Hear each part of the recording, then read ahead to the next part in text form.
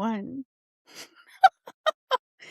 Welcome back, everyone. This is Shannon Miller with Cleaning Business Life. Make sure my mic is up. Today, we're going to talk about the busy trap and the busy trap that keeps cleaning business owners stuck. You may hear it on the internet. I'm full, I'm full, I'm full. And then they realize that, hey, I'm full, but I'm not making any money. One of the biggest traps in the cleaning industry is staying busy. Busy feels productive. Busy feels responsible. Yeah, my schedule's full, right? Busy feels like you're doing exactly what you're supposed to do as a business owner. You're in houses every day. You're answering messages. You're managing clients. You're running from job to job, or your crews are running from job to job, trying to keep everything moving. And from the outside, it looks like the business is thriving. Woohoo! Right? But sometimes that looks like progress is actually, or sometimes what looks like progress, and my enunciation, please forgive me, is actually the thing that keeps the business stuck. You hear it all the time. Are you your own bottleneck, right? Today we're talking about what I call the busy trap. And the busy trap is something that almost every cleaning business owner experiences at some point in their business, because being busy is not the same as building a business. Most cleaning businesses start with the owner doing all the work. This is changing. As you can see, the industry is changing. You clean the houses, you answer the phone, you schedule the jobs, you do the customer service. You are the golden unicorn, right? And you do everything. You wear many hats all day long, and some of you work 7 days a week, 12 hours a day. I'm like, oh my goodness. And in the early stages, it makes sense, right? That's how businesses start. A lot of businesses. I wish that starting a business was way easier, but there's a rite of passage, so to speak. And over time, something interesting happens. Busy becomes the identity of the owner. So when you're busy, that means that if things are going good, right? You're pulling in income, things are going great, and you start measuring success by how full your schedule is. If your calendar is packed, you will feel like you're winning. If there's an opening on a day, something feels wrong and you feel guilty. I've been there. Oh my God, what am I going to do with myself today? And then you can laundry list all of the items in your mind on what needs to accomplish. So you have like most of us, we work in a small window of time between school drop off and pickup. And you start to try to pack in as much as you can. That's why I always work in blocks of time. In fact, some of the busiest cleaning business owners are the ones making the least amount of progress, right? And there's a big difference between working in your business and working on your business. You will hear everyone agrees with me. There's no denying that working in your business is not building your business. You're not working on your business, and you're not marketing, you're not meeting and greeting, you're not establishing relationships. Super important. When you're cleaning houses all day, you're producing income, yes, but you're exhausted. By the time you get home, you have to help kids with homework, you have to make dinner, you have to get laundry done, you have to get all of the other domestic responsibilities that need to be finished. And that part's important. But building a business requires something a little bit different. It requires time spent on things built like systems. So depending on how you've set up your business, it might be like, oh my God, I have all these clients. What do I do? There'll be an epiphany moment, or I want to start hiring, or I want to start doing this, or I want to start thinking about my future. I want to buy an asset. I want to do all these things, but you have to have the systems in place.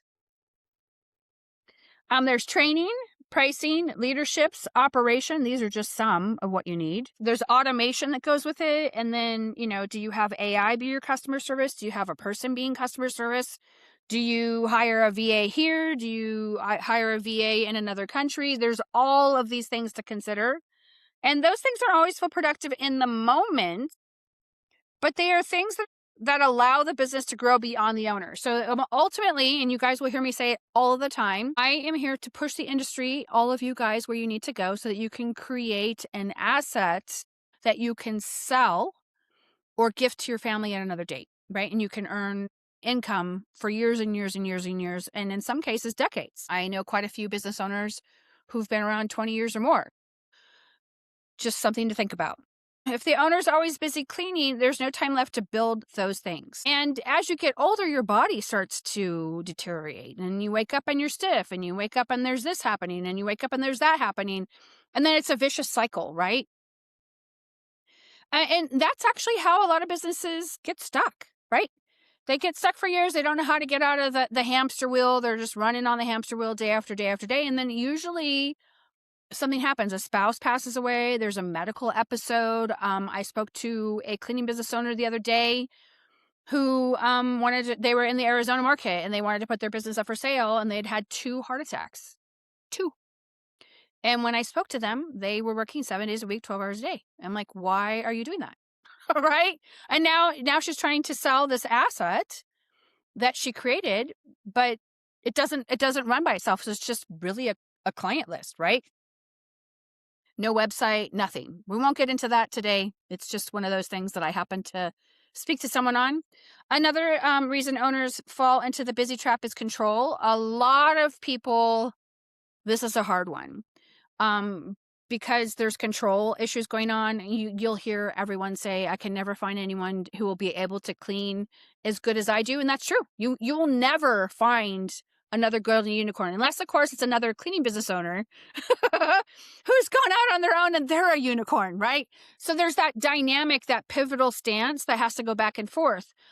And it's okay not to find the golden unicorn. They are out there. As far as finding turnkey employees, I think the days of employees staying 20 years or more, while that philosophy in a pipe dream is awesome, I don't think it's realistic considering our economy and how it's changing. So when you're in there cleaning every house, you know exactly what's happening. When you're not in there cleaning everyone's house, and you have to kind of wonder, and then you start to obsess, right? Again, it goes back to control. You know the quality, you know the clients, and you know the schedule, and you've set the bar for your clean tech. So if you're perfect every single time and you send a cleaning tech in there, guess what? They're never going to meet your standards. They'll get the basics, and this is why you guys always hear me reference McDonald's, but they'll never clean as perfect as you did. So then you've created a monster, right? This client is expecting you to walk on water, which is something that you do all the time, but your cleaning tech is not going to be able to walk on water, and I would never expect them to do it. Because after all, not everyone can walk on water, right? But it also creates a ceiling. Again, that's expectation. Because the moment the owner is the system, the business can never grow beyond that one person. So think about it. If you guys don't want to grow and you're totally happy being solo mama or solo parent or solo business owner, there is no crime in that. I'm talking to the ones who want to grow beyond what that is, to have an actual asset. And this is when a lot of the cleaning companies stall out because they can't figure out how to jump from the one position to the next. And the owner becomes the bottleneck without even realizing. I've been the bottleneck in my own business on multiple occasions, and someone had to point it out to me. I paid a mentor $10,000. I can see it right here, Shannon. I didn't see it, but they did, because you need fresh eyes to see what is going on, right? It's like Groundhog Day. I actually just rewatched that for the first time. It's been years.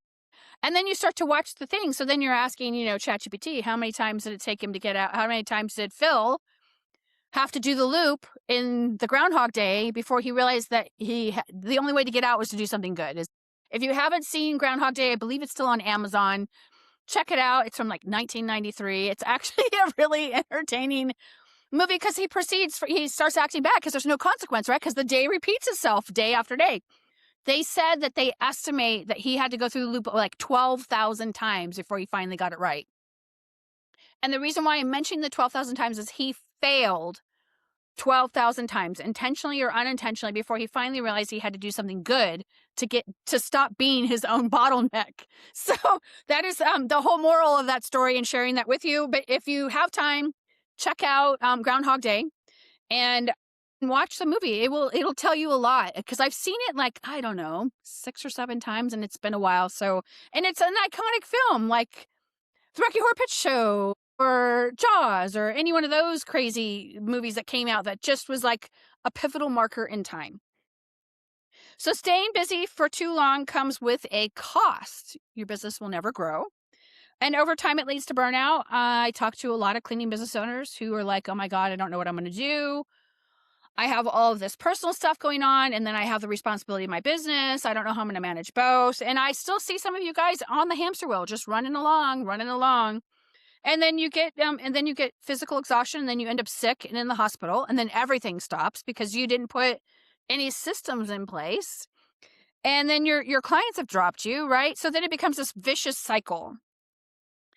So physical exhaustion, limited income growth, and eventually frustration at why you're not making the money that you need to make money. And you don't want that to stop, right? You want money coming in all the time with less effort. That's the ideal of where this economy is going. You want to be able to have money come in every single day of the week without a lot of effort. And the only way to do that is to create systems, right? Many owners reach a point where they realize that something important. I'm going to flip my page so I have a reference point on these notes I've made. They built a job and not a business. The JOB, what do they say? JOB is just over broke. I don't remember where I heard that from, and it's someone's podcast, but it's true, right? You built a job, which is not a business, and that realization can be difficult. It's a red pill to swallow for sure. And it's also the moment where real growth can begin. And this is typically when you are burnt out, you spend time outside is what I recommend, but whatever it is that you need to fill this. And I'm pointing for those of you who are not watching, I'm putting my hand over my heart. Whatever feels good to you, follow your heart. And you can start to ponder. I find that when I go out into the woods, it gives my mind an opportunity to expand and kind of work through all of the things that are going in my mind. I find that I need to spend as much time in this season in my life outside than ever before. And there was a time when I lived in Lake Tahoe and I spent all my time outside. I couldn't get enough. I think I'm back in that cycle. And it's been years since I've lived in Lake Tahoe. I lived on North Shore and South Shore, and Kingsbury, great. So, yeah, you want to be able to break the busy trap that requires a shift in your thinking. So spend time outside, relax, go the day to a spa, whatever it is that you can do for self-care. And that's usually when the shower gods will deliver great ideas. So instead of asking, how can I fit more houses into my schedule, which I do not advise that you do, especially if you're out cleaning on your own, you start to ask different types of questions. Can I improve my pricing? Hell yeah. Yeah. I'll still, many of this, I would say 60% of the industry is still undercharging. Right? And that's actually improved. When I first stepped into the coaching realm, I would say 80% of the industry was not charging enough.